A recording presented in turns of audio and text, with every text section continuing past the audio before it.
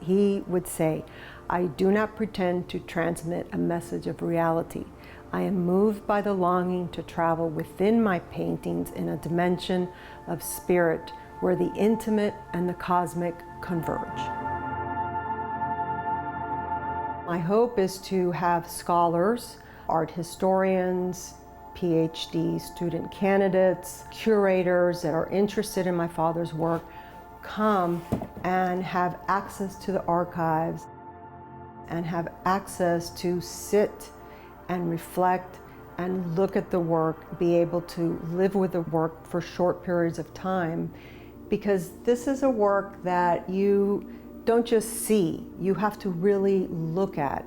And so these are little reflective moments of meditation and almost transcendence. The later period, they're almost transcendence. So he invites the viewer to come on this adventure with me, you know? So that's what I hope for this space, that people can come and sit and reflect and learn more about his work.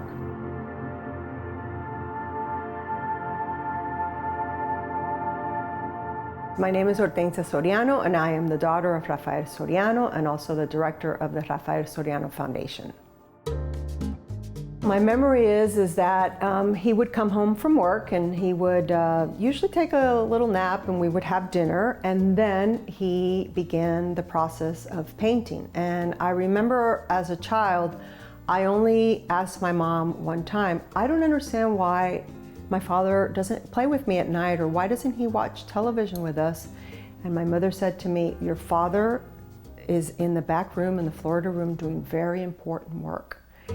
And I understood that what he was doing back there was pretty special. It was just that one time. So I always was comforted knowing that he was back there doing what he loved most.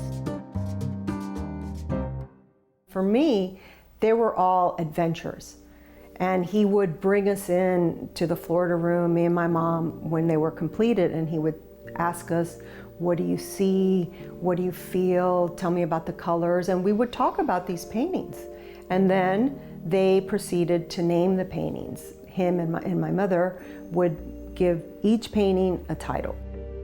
It was an adventure for me, growing up with his paintings and taking the paintings outdoors to dry. And one thing with my mom and my dad, the weather became a big thing in my house, because if you look in the yard, you can see the fence. There were sometimes 3 or 4 paintings, these masterpieces hanging on the fence to dry.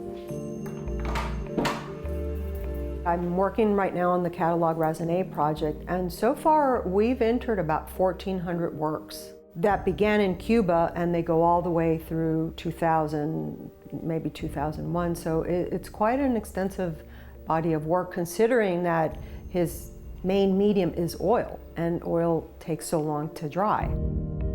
If my mom was not, helping him and doing the frames and mounting the canvases and always having a fresh canvas for him, he definitely would have not been able to paint that amount of work that he did. So yeah, thanks to her, we have this body of work today, for sure.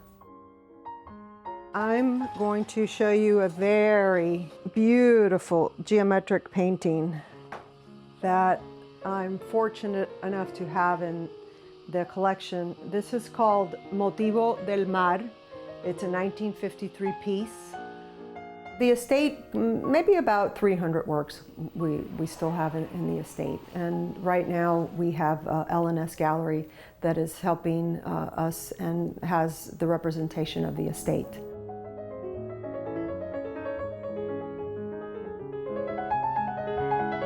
One of the main things that we wanted to do was to showcase to people this tenacity of Soriano's work, of how he was really painting for himself. He was an artist who was looking at how to continue the chain of art history, how to gravitate towards a different visual vocabulary, and really doing it not thinking of any commercial success at all, but more importantly, about a personal fulfillment, which is why I think it creates a really interesting energy to the viewer, that Soriano isn't only an artist that you see, but it's an artist that you feel. He's an artist who's challenging the notion of abstraction through light, through surrealism, through atmosphere, almost like if he was our Rothko, our Cuban-American Rothko.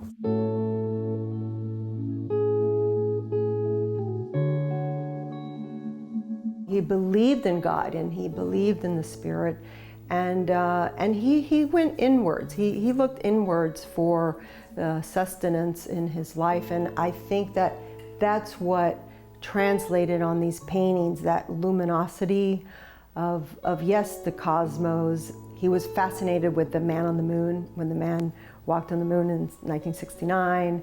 And so these are like moments of landscapes, of psychic landscapes in this cosmos. Could be under the sea in your imagination.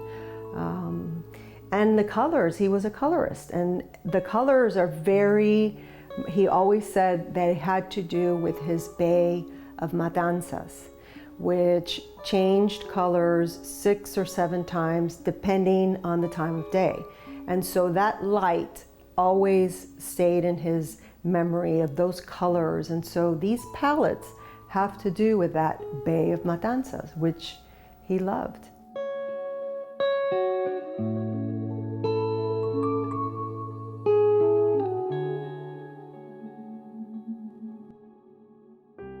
Well, it's very important to me for my father's work to find its place in history, because I feel that he's not just a Cuban artist or a Cuban-American artist. He is an artist that belongs to the world.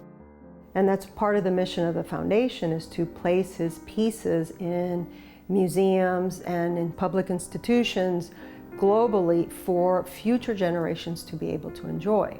So yeah, I want people to know that, you know, he was a master. He was not just a Cuban master, but he's a master, period.